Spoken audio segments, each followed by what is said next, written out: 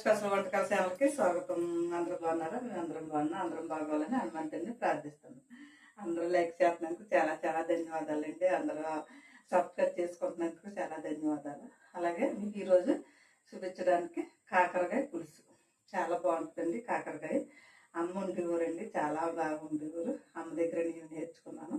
ఈరోజు మీకు అవన్నీ ఏమేమి కావాలో ఎలా తయారు చేయాలో మీకు చూపిస్తాను. కాకరకాయ అండి, నేను రెండు కాకరకాయలు తీసుకున్నాను. ఎంతో కాదు, కొంచెం కూర మనకి తక్కువ కూరలోనే మనకి ఎక్కువ తెలుస్తుంది అనమాట. మనకి 2 కాయలు ఇవి కొంచెం లేతగా ఉన్నాయి అయితే పర్వాలేదు, ముదరగా ఉంటే గింజలు తీసేసుకోండి.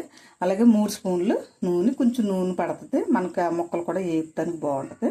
తగినంత సాల్ట్, 1/2 స్పూన్ పసుపు, 1 స్పూన్ కారం, 2 ఉల్లిపాయలు. మనకు తక్కువ కూర మీద తక్కువే ఉల్లిపాయలు నేను వేస్తున్నాను. 1 పచ్చిమిరపకాయ 4 ముక్కలు కట్ చేసి వేసాను.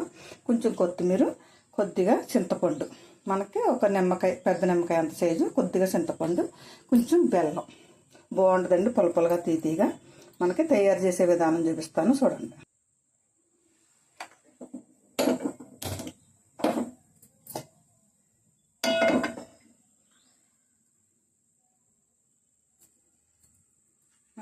నూనె,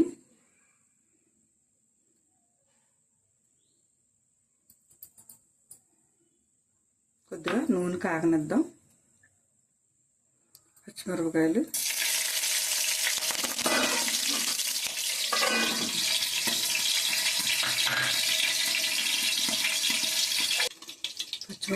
మూత వేసే లోపల టప వెళ్ళిపోయి మీద పడిపోయి.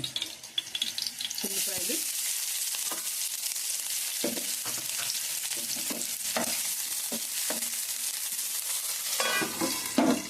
నేను ఎప్పటికప్పుడు చెప్తుంటాను, అందుకని ఇది చూసారా నూనె ఎలా పడిపోయిందో. టపటప మొత్తం పేలు మీద పడిపోతుంది. కొద్దిగా సాల్ట్,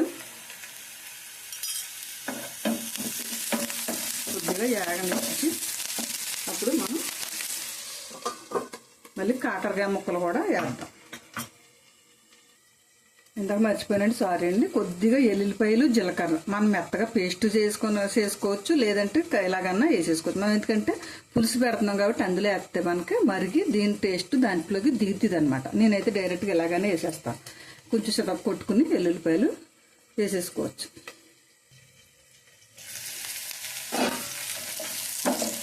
ఇంకా ఉల్లిపాయ అయితే వేగిపోయింది. కాకరకాయ ముక్కలు కూడా వేసేసుకున్నాం. కొద్దిగా నూనెలో వేగాలి, కొద్దిగా నూనెలో మగ్గనివ్వాలి.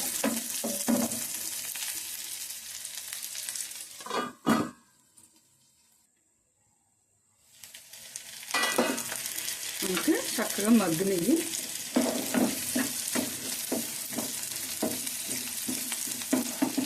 ఇందులోనే కారం,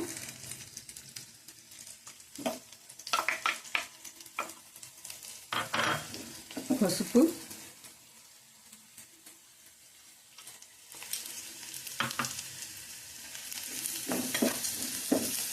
కొద్దిగా ఇందాక మనం ఉల్లిపాయల్లో కొంచెం వేసాం, కొద్దిగా మళ్ళీ వేద్దాం.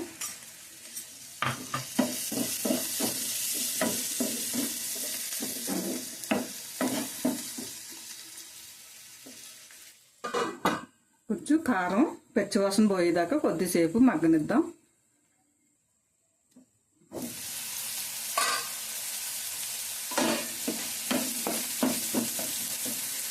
ఇప్పుడు ఇందులో చింతపండు జ్యూస్ తీసుకున్నాం కదా, ఇది పోసేసుకున్నాం.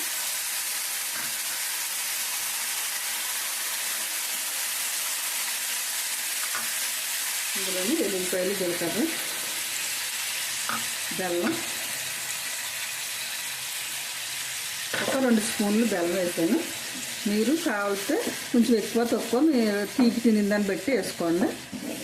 టేస్ట్ అయితే బెల్లం వేస్తే బాగుంటుంది అనమాట. మేము ఆర్గానిక్ బెల్లం వాడుతుంటాం, చాలా బాగుంటుంది అనమాట. ఇది మనం ఈ పులుసులోనే ఇలాగ చక్కగా ముక్క అంతి మెత్తగా ఉడికేదాకా కాసేపు అలాగా మూత పెట్టి చిన్న మంట మీద వదిలేద్దాం. 5 నిమిషాలు అలా వదిలేస్తే ఉడుకు. మనకి కూర అయితే రెడీ అయిపోయింది. ఇంకా మనకి ఉడికిపోయింది. చూసారా చక్కగా ఎంత బాగుందో. కాయులా దగ్గర గంట వచ్చేసింది. కట్టేస్తున్నాను. ఇంకా కట్టేసి మనం బౌల్లో వేసేసుకుందాం. కొద్దిగా కొత్తిమీర, ఇది చూసారా ఎంత ఎర్రగా సిందరిచ్చేస్తుంది, ఎంత బాగుందో. మంచి గుమగుమలాడుతుంది, వాసన మంచిగా వస్తుంది అనమాట. కాకరకాయ పులుసు చాలా బాగా వచ్చిందండి, మంచి వాసన వస్తుంది.